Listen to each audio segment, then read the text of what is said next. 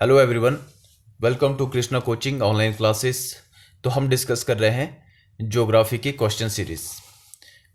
Okay, तो आज हम स्टार्ट करेंगे क्वेश्चन नंबर 71 से। क्वेश्चन है Mansarovar lake is situated in. तो मानसरोवर लेक कहाँ पे है? नेपाल, इंडिया, चाइना या फिर भूटान में। तो इसका राइट आंसर क्या है? Option number C, third. तो मानसरोवर लेक जो है वो चाइना, मतलब जो तिब्बत है वहां पे मानसरोवर लेक है। मानसरोवर लेक से देखो, एक तो जो सतलुज रिवर है वो निकलती है, और सबसे पहले सतलुज रिवर शिपकिला पास को एंटर करते हुए हिमाचल प्रदेश में एंटर करती है। सबसे पहले इंडिया में कहाँ पे एंटर करती है? हिमाचल प्रदेश में। उसके बाद फिर ये आगे बढ़ती है पंजाब की तरफ। ठीक है, तो ये तिब्बत में मानसरोवर लेक, और उसके साथ ही वहीं से ब्रह्मपुत्रा रिवर भी निकलती है, जिसको सांगपो बोलते हैं चाइना में, तिब्बत में।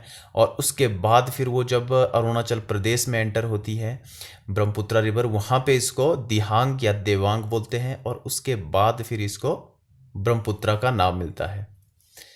ठीक है, तो ये आपने याद रखना है। इसकी एक्सप्लेनेशन देखते हैं।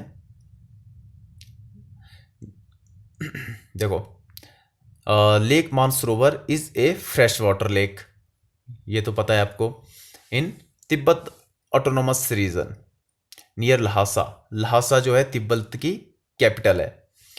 Mansarovar is the source of Sutlej river, ये भी आपने याद रखना है, which is the eastern most large tributary of the Indus river की ट्रिब्यूटरी है। Near by are the source of the Brahmaputra river, तो ये जो है ब्रह्मपुत्रा रिवर का भी सोर्स है। The Indus river and the Karnali river, जिसको घाघरा रिवर भी बोला जाता है, ये आपने याद रखना है। An important tributary of Ganga river. Okay, तो घाघरा रिवर भी नेपाल से होते हुए इंडिया में एंटर करती है, और ये गंगा के साथ मिल जाती है। तो घाघरा भी गंगा की ट्रिब्यूटरी है। ठीक है, नेक्स्ट क्वेश्चन पे आओ। नेक्स्ट क्वेश्चन है, in which of the following states in Jog fall located. जोग या गरसोप्पा फॉल भी उसको बोला जाता है, तो ये कहाँ पे है? ये है कर्नाटका में। ऑप्शन नंबर 4, तो कर्नाटका में है जोग गरसोप्पा वाटरफॉल। ठीक है, तो इसकी देखो एक्सप्लेनेशन देख लेते हैं। जोग falls in the second highest plunge waterfall in India, located near Sagra, Karnataka. These segmented falls are a major tourist attraction. They are also called Garsoppe Falls. तो ये आपने याद रखना है, जो गरसोप्पे फॉल इसको बोला जाता है। कहाँ पे है ये? कर्नाटका पे है। कौन सी रिवर पे है ये शारावती रिवर पे है। ठीक है, तो जो गरसोप्पा जो है ये प्लंज वाटरफॉल है। ठीक है, एक टीयर्स या टायर्स वाटरफॉल होता है जो डायरेक्टली ज़मीन पे गिरता है, और एक जो प्लंज वाटरफॉल जो होता है वो इस तरीके का होता है, जो ऊपर से मतलब टकरा टकरा के नीचे को गिरता है, सिंपल भाषा में समझे तो। ओके, नेक्स्ट क्वेश्चन है, which of the following places will not get the rays of the sun vertically. तो ये क्वेश्चन हम पहले भी डिस्कस कर चुके हैं। श्रीनगर, मुंबई, चेन्नई या फिर तिरुवनंतपुरम। तो इसका राइट आंसर क्या है? इसका राइट आंसर है श्रीनगर। देखो, क्वेश्चन को पहले ध्यान से पढ़ना है। इस पे पूछा गया है कि will not get the rays sun vertically. तो देखो, जो हमारी पृथ्वी है, ये मान लो हमारी पृथ्वी है, ठीक है, तो इसको बीच से काटती है इक्वेटर लाइन, और लाइन ऑफ कैंसर यहाँ से काटती है ऊपर से, और लाइन ऑफ कैप्रिकॉर्न नीचे से। और ये वाला जो एरिया है इन तीनों के बीच का, यहाँ पे सूर्य की डायरेक्ट जो रेज होती हैं ये पड़ती हैं, या फिर वर्टिकली पड़ती हैं। तो इस एरिया में ज़्यादा गर्मी होती है, जो ये वाला एरिया होता है यहाँ पे जो बायोडाइवर्सिटी होती है वो सबसे ज़्यादा होती है। तो ये होती है 22.5 नॉर्थ यहाँ पे, और 22.5 ही साउथ में, ये वाली जो कैप्रिकॉन जो लाइन है। ठीक है, तो जो श्रीनगर है वो कैप्रिकॉन लाइन से ऊपर पड़ता है, और जो मुंबई, चेन्नई, तिरुवनंतपुरम है वो इसके बीच में पड़ते हैं। आपको पता है जो लाइन ऑफ कैंसल है वो 8 स्टेट से होकर गुजरती है इंडिया में। ठीक है, तो नेक्स्ट चलते हैं। ये देखो इस पे है, in the tropical zone which lies between 23.4, हाँ 23.4 है, 22 नहीं है, 23 है, north and south of the equator respectively. तो tropic of cancer and tropic of capricorn, the sun is vertically overhead some time each year, Srinagar lies beyond the region. तो ये इसका main reason है। ठीक है, मेन आपने ये क्वेश्चन भी पूछा जाता है कई बार कि जो बायोडाइवर्सिटी होती है, जैव विविधता जो होती है वो कहाँ पे सबसे ज़्यादा होती है। तो अगर कोई कंट्रीज़ के नाम भी आपके पास दे दें या फिर डायरेक्टली पूछ लिया जाए, तो आप देखोगे कि जो 23 मतलब जो लाइन ऑफ कैंसर और जो लाइन ऑफ कैप्रिकॉन के बीच की जो कंट्रियां होगी वहाँ पे जो बायोडाइवर्सिटी होगी वो ज़्यादा होगी। ठीक है, तो ये चीज़ आपने ध्यान में रखनी है। ओके, नेक्स्ट क्वेश्चन पे चलते हैं। नेक्स्ट क्वेश्चन है, the fertile land between two reverse is called watershed, water divide, Doab या फिर तराई। तो इसका राइट आंसर क्या है? दोआब। ठीक है, दोआब, इस जैसे लिखते हैं हिंदी में दो आब। देखो इसका मतलब क्या होता है, दो होगा दो नदियों के बीच का, आब होता है पानी। ठीक है, ये आपने याद रखना है, दो आब। तो मतलब दो नदियों के बीच का जो एरिया होगा उसको कहेंगे दोआब। जैसे गंगा रिवर है और यमुना रिवर है, तो इन दोनों के जो बीच का एरिया है उसको कहेंगे दोआब। जैसे आपको पता है गंगा गंगोत्री से निकलती है उत्तराखंड से, और यमुना जो है यो यमुनोत्री से निकलती है उत्तराखंड से, लेकिन इनका जो बहने का तरीका है वो अलग अलग है। और ये मिलती कहाँ पे हैं? ये मिलती है प्रयागराज में, मतलब इलाहाबाद में, जहाँ पे फिर कुंभ मेला भी लगता है। ठीक है, तो इन दोनों के जो बीच का जो एरिया है इसको कहा जाएगा दोआब। ठीक है, समझ गए? तो ये आपने मोटा मोटा सा याद रखना है। और तराई, तराई का जो एरिया होता है मतलब लोलैंड, मतलब जो हिमालय के जो साउथ में एरिया होगा उसको तराई का क्षेत्र बोला जाएगा। जैसे जो हिमालय के लो में, जैसे इंडिया में बोलते हैं यमुना से लेके ईस्ट में ब्रह्मपुत्रा तक जो एरिया है वो तराई का एरिया है। यहाँ पे जो नमी होती है मिट्टी में वो ज़्यादा होती है। जैसे हिमालय, इंडिया हो गया, नेपाल हो गया, भूटान हो गया, ये सारे तराई के क्षेत्र में आते हैं। ठीक है, और इंडिया में यमुना से ब्रह्मपुत्र तक का जो एरिया होगा वो तराई वाला एरिया होगा। ठीक है, तो देखो इसके बारे में देख लेते हैं। Doab is a term used in India and Pakistan for a tongue और tract on land line between two confluent rivers. Okay, unqualified by the name of any rivers in designated the flat alluvial tract between the Ganga and Yamuna के जो बीच का जो area होगा, western and southern, Uttar Pradesh and Uttarakhand state in India. देखो आपको पता है उत्तराखंड से निकलेंगी ये रिवर्स और उत्तर प्रदेश के इलाहाबाद में ये दोनों मर्ज हो जाती हैं। ठीक है, तो इन दोनों के बीच का जो एरिया होगा उसको क्या कहेंगे? उसको बोलेंगे दोआब। ठीक है, सिंपली भाषा में आपको मैंने समझा दिया कि दोआब किसे बोला जाता है। नेक्स्ट क्वेश्चन है, the coast that belong to Kerala is known as Konkan coast, Malabar coast, Coromandel coast या फिर कन्नरा कोस्ट।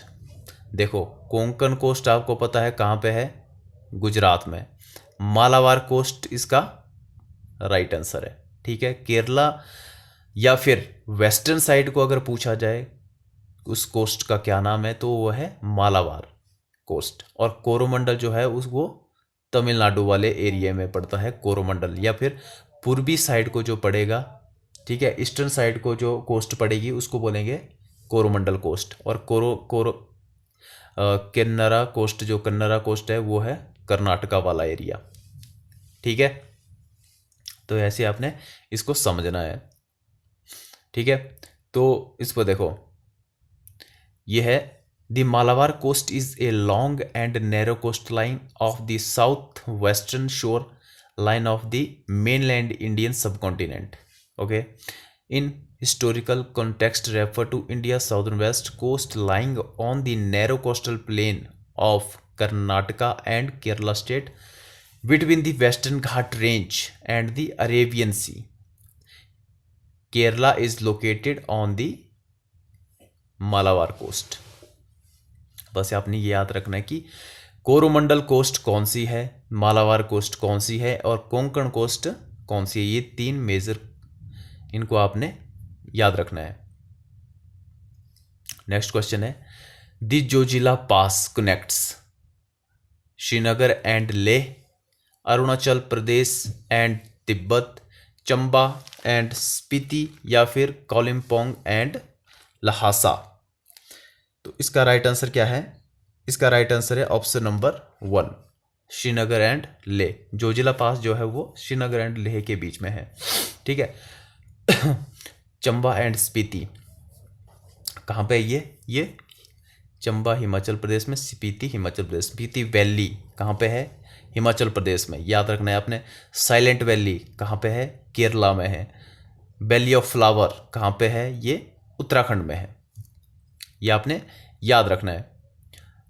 इस पे देखो, Zojila pass is a high mountain pass in India located on the Indian national highway 1, Indian national highway 1 between Srinagar and Leh, the western section of the Himalayan mountain range. Zojila provides a vital links between Ladakh and Kashmir. Okay, it runs at the elevation of approximately 3528 meters and is the second highest pass after Fotula on the Srinagar Leh National Highway.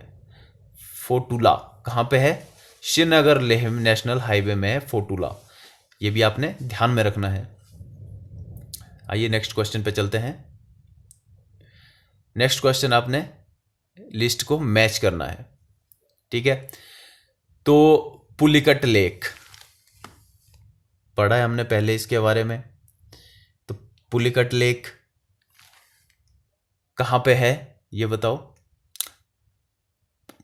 Pulicat lake है आपकी तमिलनाडु या उड़ीसा। कहाँ पे है? तमिलनाडु। ठीक है, Chilka lake जो सबसे बड़ी लेक है इंडिया की, चिल्का लेक, वो कहाँ पे है? वो है उड़ीसा में। ठीक है, और जो बुल्लर लेक है वो कहाँ है? कश्मीर में। India's largest fresh water lake कौन सी है? वो है बुल्लर लेक, ये आपने याद रखनी है। और जो सांबर लेक है वो कहाँ पे है? वो है राजस्थान में। सबसे ज़्यादा साल्टिनिटी जो किस लेक में है इंडिया में? वो है सांबर लेक। देखो, सबके बारे में आपने याद रखना है। चिल्का लेक लार्जेस्ट लेक है इंडिया में। ठीक है, बुल्लर लेक लार्जेस्ट लेक है लेकिन फ्रेश वाटर की लार्जेस्ट लेक है। और सांबर लेक जो मैक्सिमम साल्टिनिटी जिस लेक में है वो है राजस्थान सांबर लेक। तो ऑप्शन ए इसका करेक्ट आंसर है। ठीक है, तो देखो, Pulicat lake the second largest brackish water lake और लेगून इन इंडिया। तो मैंने बताया था आपको कि लेगून होता क्या है। ठीक है, जो समुद्र का पानी अंदर आ जाता है लेकिन पीछे नहीं हटता है और लेक वहाँ पे बन जाती है। सिंपल सी भाषा में आपको इसको ऐसे समझो, तो उसको बोलते हैं लेगून लेक। ठीक है, तो पुलिकट जो है वो सेकंड लार्जेस्ट लेक है। फर्स्ट कौन सी है? चिल्का लेक है। तो ये कहाँ पे है? Border of Andhra Pradesh and Tamil Nadu के ये बॉर्डर पे ये पड़ती है। On the Coromandel coast. तो आपने ये भी याद रखना है कोरोमंडल कोस्ट कहाँ पे है, ठीक है। चिल्का लेक कौन सी है, Chilka lake a brackish water lake spread over the Puri, Khurda and Ganjam district of Orissa में है। Okay. Wular lake India largest fresh water lake and one of the largest in Asia, located in the Bandipora district in Jammu and Kashmir. And Sambhar lake कहाँ है, India largest inland salt lake है ये भी आपने याद रखना है, साउथ वेस्ट ऑफ जयपुर में and north east of Ajmer along national highway 8। तो आपने ये याद रखना है कि ये साल्ट लेक है, और जैसे मैंने बताया कि सबसे ज़्यादा साल्टनेटी लेक या सबसे ज़्यादा नमक भी इसी लेक में पाया जाता है। नेक्स्ट है the eastern coastal plain is also called as. तो ये भी आपने देख लिया क्वेश्चन, इसका भी आप आंसर बता दोगे। तो इसका राइट आंसर क्या है, देखो ईस्टर्न पूछा हुआ है, ईस्टर्न। वेस्टर्न आपको पता है मालाबार बोलते हैं वेस्टर्न साइड को, जो केरल वाली साइड है, और ईस्टर्न है कौन सा, कोरोमंडल, ठीक है। कोंकण आपको पता है कहाँ पे है, गुजरात का जो कोस्टल एरिया है उसको बोलते हैं कोंकण तट, ठीक है। देखो the eastern coastal plain refers to a wide stretch of land mass of India lying between the Eastern Ghat and the Bay of Bengal. It stretches off Tamil Nadu in the south of West Bengal in the north. It is locally known as Northern Circus in the northern part between Mahanadi and Krishna River and Coromandel coast, the southern part between the Krishna and Kaveri, ठीक है। Next question पे चलते हैं। Next question क्या है, the highest waterfall of India, Shimsha falls या फिर होंगेकल false या फिर कोटेल्लम फॉल या फिर जोग फॉल्स, कौन सा है। तो इनमें से अगर बात की जाए तो जोग फॉल जो है हाईएस्ट है, ठीक है। हाईएस्ट वाटरफॉल है कहाँ, कौन सी नदी पे है, शारावती रिवर पे है ये, और ये कर्नाटका में है, ठीक है। तो इसकी एक्सप्लेनेशन देखते हैं। देखो अगर हाईएस्ट वाटरफॉल की बात की जाए तो वो है वाजराई वाटरफॉल, ठीक है। वाजराई वाटरफॉल है इंडिया का highest waterfall near the city of Satara in the highest waterfall India. इसकी हाइट कितनी है, 1840 फीट का है। Jog fall in Karnataka are the second highest plunge waterfall in India formed by Sharavathi rivers. Kunchikal falls located near Masthikatte Hulikal in Shimoga district of Karnataka, ठीक है। Is the highest tiered waterfall in India and second highest in Asia. आपने याद रखना है कि जो वाजराई waterfall है वो हाईएस्ट वाटरफॉल है इंडिया का, ठीक है। अगर ऑप्शन में फिर वाजराई की जगह कुंचिकल फॉल होगा तो ये राइट आंसर होगा। ये हाईएस्ट वाटरफॉल है, लेकिन ये टायर्स वाटरफॉल मतलब डायरेक्टली ऐसे गिरता है, और प्लंज वाटरफॉल जो होते हैं वो थोड़ा इस तरीके से होते हैं, मतलब वो ज़मीन के साथ जो पहाड़ी एरिया होता है उसको टच होते हुए नीचे गिरते हैं। एक बार इनकी आप फोटो देखोगे या फिर प्लंज और टियर्स में डिफरेंस देखोगे तो आपको समझ आएगा। पिक इनकी आप एक बार देखोगे तो आपको बिल्कुल क्लियर हो जाएगा, ठीक है। नेक्स्ट क्वेश्चन है, the sea which exist in the place of Himalayas was Red Sea, Arabian Sea, Tethys Sea या फिर डेड सी। तो इसका राइट आंसर है टेथिस सी। इसके बारे में मैंने आपको पहले भी बताया था टेथिस सागर के बारे में। जो टेथिस सी था वो हिमालय की जगह पे था। देखो गोंडवाना लैंड था और टेथिस सागर था। गोंडवाना लैंड उनको बोला गया जो जमीन के टुकड़े आपस में, मतलब जितने भी कॉन्टिनेंट थे, अफ्रीका हो गया, साउथ अमेरिका हो गया, ऑस्ट्रेलिया, इंडिया, सब कॉन्टिनेंट हो गए, आपस में जुड़े हुए थे, और धीरे धीरे धीरे फिर ये अलग हो गए, सेपरेट हो गए। और जो टेथिस सागर था वो हिमालय की जगह पे था, और वो वहीं पे फिर हिमालय बनना शुरू हुआ, जिसकी जो लंबाई है वो आज भी बढ़ रही है। ठीक है, रेड सी कहाँ पे है? रेड सी आप मैप में देखोगे, मैप में जब देखोगे तो यमन हो गया और horn of Africa, Africa continent आपको पता है जैसे ऐसे हॉर्न जैसा बना हुआ है वहाँ पे, तो यहाँ पे फिर आपको रेड सी देखने को मिलेगा। ठीक है, और उसके आसपास का एरिया भी आप देख लेना। और अरेबियन सी आपको पता है, ठीक है, वेस्ट साइड है इंडिया की। और जो डेड सी है वो कहाँ पे है? वो है इज़राइल और जॉर्डन के बीच में। ठीक है, ये आपने देखना है डेड सी।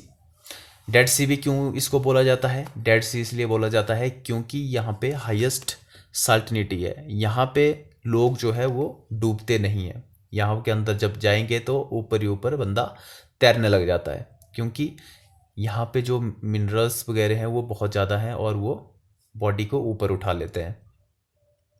ठीक है, तो यह देखो इसकी एक्सप्लेनेशन है। The Tethys ocean was an ocean that existed between the continents of Gondwana and Laurasia during much of the Mesozoic era. कौन से एरा में थे ये? मेसोजोइक एरा, ये भी आपने याद रखना है। Before the opening of Indian and Atlantic oceans during the Cretaceous period. Today, India, Pakistan, Indonesia, and Indian Ocean covered the area once occupied by the Tethys Ocean, the Turkey, Iraq, and Tibet on या फिर Cimmeria. What was one of Tethys has? तो आपको जैसे मैंने बताया, आपने ये question पूछा जाता है कि जो हिमालय का रीजन था वहाँ पे कौन सा सागर था या क्या था उस टाइम। तो आपने बस ये चीज़ याद रखनी है कि टेथिस सागर था और जो कॉन्टिनेंट थे उसको बोला गया था गोंडवाना लैंड। ठीक है, तो चलिए यहाँ से आगे हम अब नेक्स्ट वीडियो में डिस्कस करेंगे।